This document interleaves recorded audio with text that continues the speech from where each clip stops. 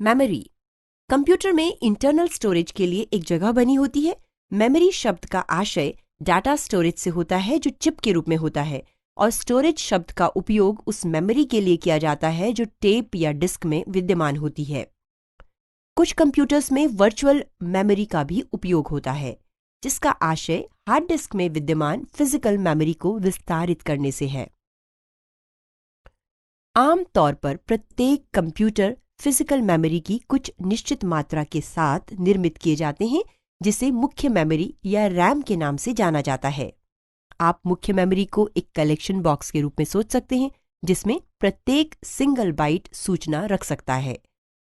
जिस कंप्यूटर की memory 1 megabyte होती है, वह लगभग 10 लाख बाइट्स यानी कि कैरेक्टर्स की सूचना संग्रहित कर सकता है। मेमोरी का वर्गीकरण। मेमोरी की विभिन्न श्रेणियां होती हैं, जो इस प्रकार हैं: extended memory, expanded memory, shadow memory, cache memory.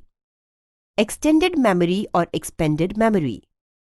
Extended memory से अभिप्राय है मेमोरी की उस मात्रा से होता है जो मुख्य मेमोरी से अधिक उपयोग के लिए उपलब्ध रहती है। अधिकांश सिस्टम्स में यह अंतर्निहित यानी इनबिल्ट होती है।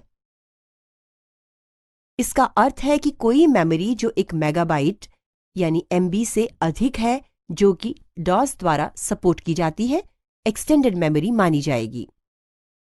जब मेमोरी 1 MB से अधिक होती है तो इसे एक्सटेंडेड मेमोरी माना जाता है और इसे अपर मेमोरी या हाई मेमोरी एरिया कहा जाता है। इस प्रकार की मेमोरी कुछ निश्चित प्रकार के प्रोसेसर्स के उपयोग के अनरक्षित रखी जाती है, जो कि एक्सटेंडेड मेमोरी को स्टैकिंग और उपयोग की अनुमति देते हैं। एक्सटेंडेड मेमोरी इंटेल 80286 या इसके बाद वाले प्रोसेसर के PC में ही उपलब्ध है।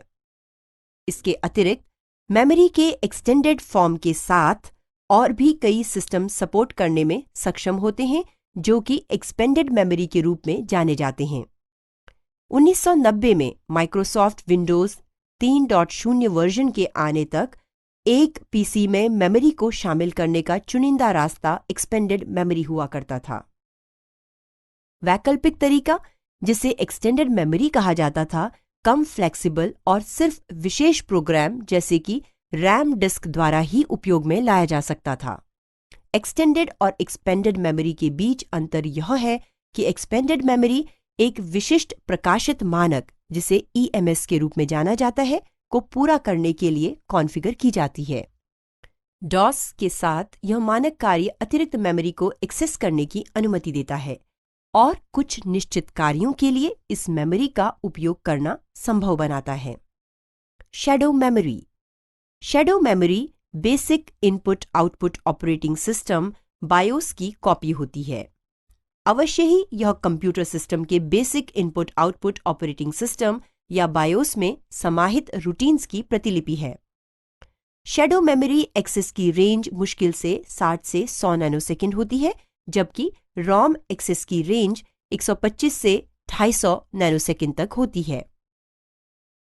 शैडो मेमोरी को प्रारंभ में या बूट के समय व डिवाइस के ऑपरेशन के दौरान कुछ निश्चित समय के बाद उपयोग किया जा सकता है। यह इस बात पर निर्भर करता है कि ऑपरेटिंग सिस्टम किस तरह का उपयोग किया गया है। हालांकि विंडोज व OS 2 में इन रूटीन्स का उपयोग नहीं किया जाता और शैडो रैम का उपयोग आवश्यक नहीं होता। कुछ सिस्टम्स में उपयोगकर्ता शैडो मेमोरी के उपयोग को ऑन या ऑफ भी कर सकता है। Cache memory. CPU कैशे एक कैशे है जो कंप्यूटर की सेंट्रल प्रोसेसिंग यूनिट द्वारा उपयोग में लाई गई मेमोरी एक्सेस करने के औसतन समय को कम करती है। Cache memory random access memory यानी RAM होती है। यह आकार में छोटी होती है। कंप्यूटर प्रोसेसर नियमित रैंडम एक्सेसरी की तुलना में इसे अधिक तीव्रता एवं शीघ्रता से एक्सेस कर सकता है। प्रोसेसर जैसे ही डाटा प्रक्रिया शुरू करता है, सबसे पहले यह कैशे मेमोरी में देखता है, और यदि इसे वहां डाटा मिलता है जिसे पिछले डाटा रीडिंग से कैप्चर किया गया था, तो मेमोरी से बहुत डाटा रीडिंग करने की जरूरत नहीं है, जो बहुत समय लगने वाली प्रक्रिया है। कैशे मेमोरी को कई बार प्रोसेसर की एक्सेसिबिलिटी एवं निकटता के स्तरों में भी समझाया जाता है।